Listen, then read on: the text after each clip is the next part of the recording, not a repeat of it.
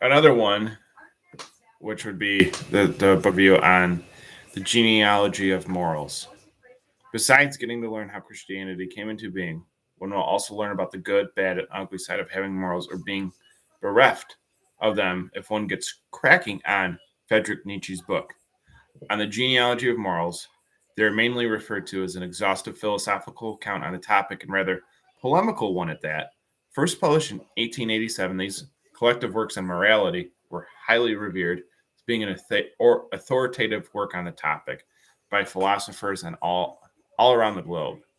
Well, you definitely get reverberations of philosophy, uh, obviously traditionalism, and Evola's concept of revolt against the modern world is definitely in there. His first book was titled Beyond Good and Evil and was rather over the top for most readers, so the author made another effort to get his message across in more basic terms, explain the nature of morality, its birth, and stressed on Christian principles and moral prejudice. The book comprises mainly of three essays. First is titled Good and Evil, the second is Good and Bad, Guilt, Bad, Conscious, and Related Matters, while the third is named What Do Ascetic Ideals Mean? Morality is a broad term that encompasses many principles and is rather complicated to understand if you are not a philosopher. For different people, it means different things. Not everybody thinks what is good for you is the same for them or has the same perceptions as their neighbor on good and bad actions. Nietzsche attributes this difference to conflicting moral values that people might have and further claims that even many a time, human beings may not be aware of a sense of moral goodness, leave alone what is not right. At times, he explains other ideals and a certain outlook may conflict with what a person feels is morality, but different sets of people have their own moral philosophies, which the author has granted as being Christian morality. Morals and Christian religion have very different ideals from other forms of beliefs and very conducive to leading a peaceful, good, and just life. In order to understand Christian philosophy and moral values, one needs to understand other world religions as well, so as to be able to differentiate them between them and Christian belief. A widely followed way of life, the Christian path, is one that abolished slavery, considered all humans equal, and believed in uplifting mankind from the quagmire of broken dreams, fears, and oppression.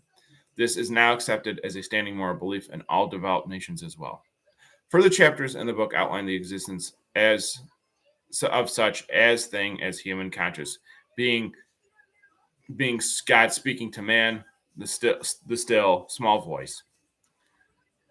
It also gives deeper perspectives of the author on the concept and feeling of guilt as an aftermath of doing an injustice to another. Thus, guilt is a moral issue and byproduct of immoral action, according to the book, can be experienced when a person indulges in misconduct, such as hurting another, killing another human being, or hurting someone, can cause feelings of guilt to arise, and Christian belief and morals are guided by this, taught in early life, which are some of the ideas presented in detail in the book on the genealogy of morals.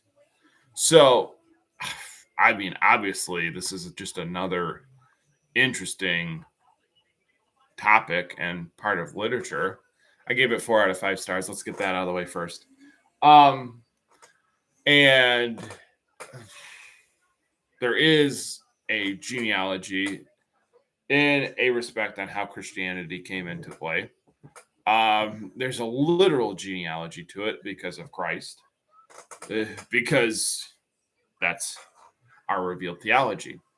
That is God revealed in the flesh to us as man. So this is how he literally interpreted Christ. And yes, I mean, he does make that distinction to, once again, a place I'm going to point to, Mount Athos, and the ascetics living there. Why would those ascetic ideals mean And what differentiates that between contemplating good and evil, good and bad, guilt, bad conscience, and related matters?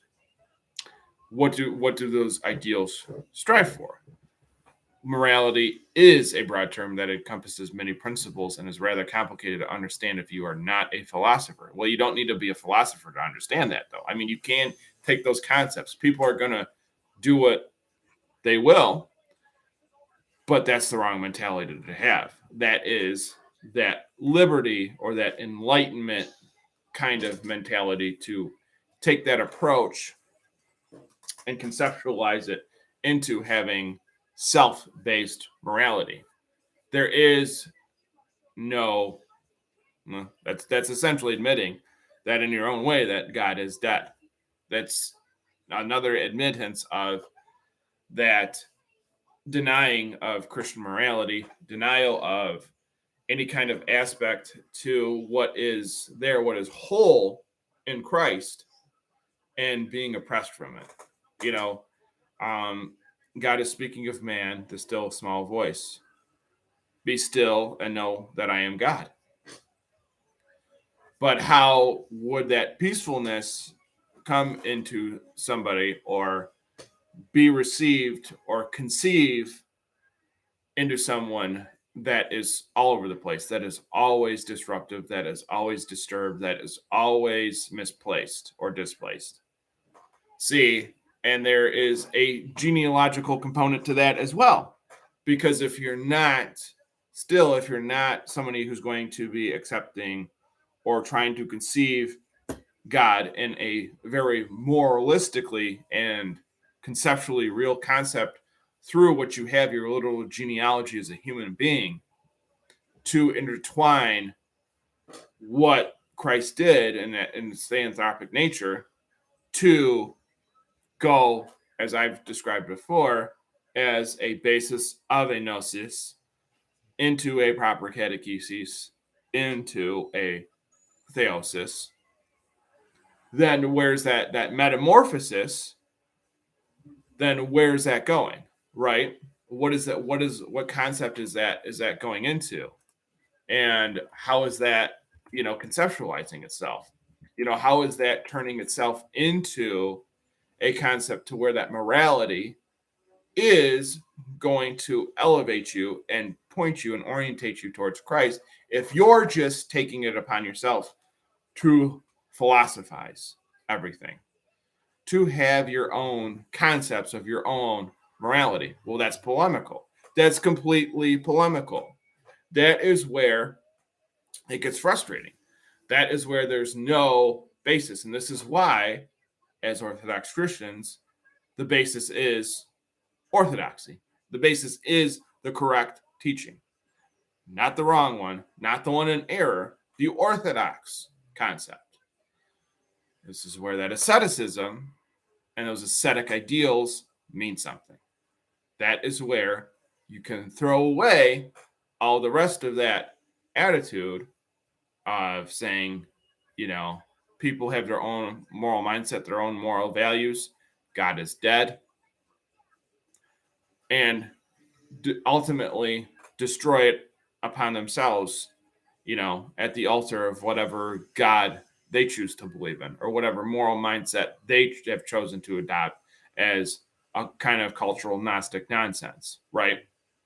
So now that is getting to the point where these perceptions and these good or bad actions, now are weighed out by sin and repentance, right? And that obviously that ascetical mindset is something that is so foreign to the West that the genealogical nature aspect to it is not ingrained into the West as it is in something as the ascetically minded East, right? And this is why, I can take somebody as recent as a St. Paisos and St. Nectarios and see where that lineage is, where that genealogical lineage is.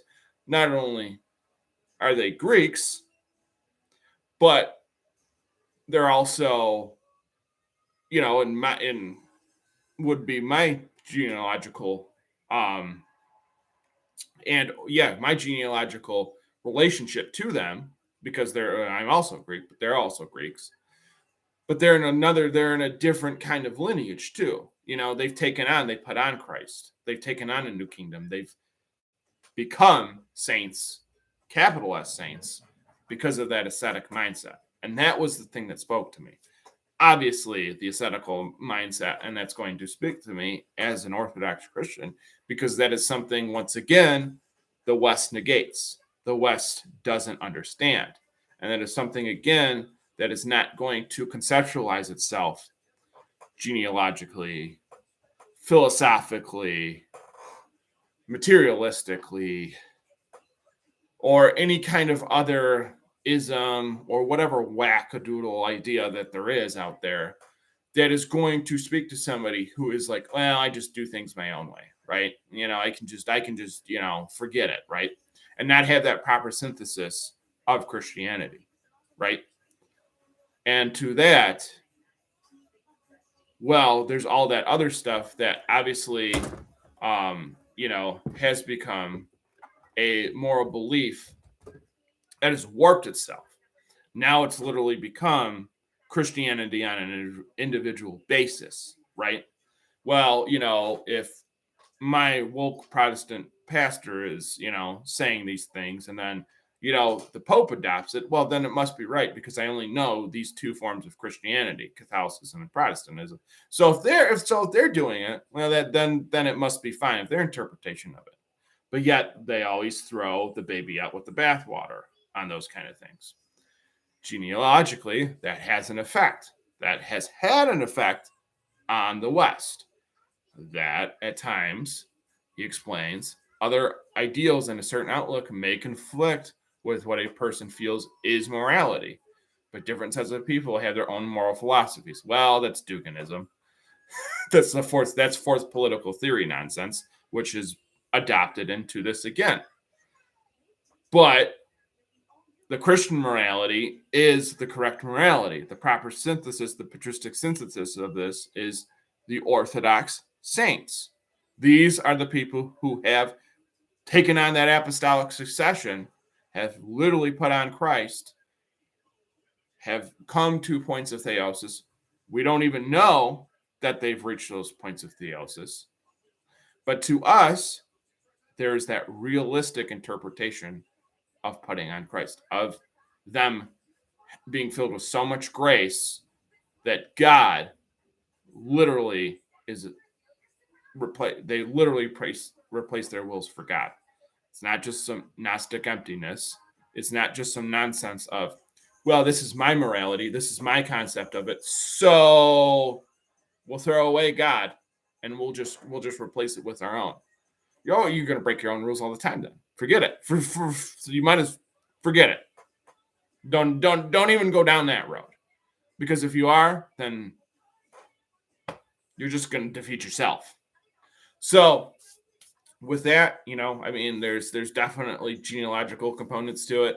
And these are obviously big concepts.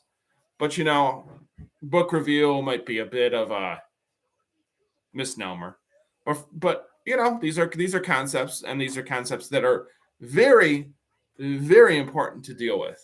And I obviously interpret it and heavily leaned on the ascetic ideals more than anything else, because that's obviously what spoke to me. But with the West forgetting that asceticism and forgetting that mindset that's there, they don't have that. They don't have that as something that is to be treasured. That is something that is to be, that wisdom that is to be sought, that we derive from the true fathers of the church, of the Orthodox Church. That true Catholic understanding of what Christianity is under the Orthodox umbrella, right? So with that ascetic mindset, death to the world again. That's is how we get to synthesize it, describe it, and interpret it as such, because of that truth in its fullness. So there it is.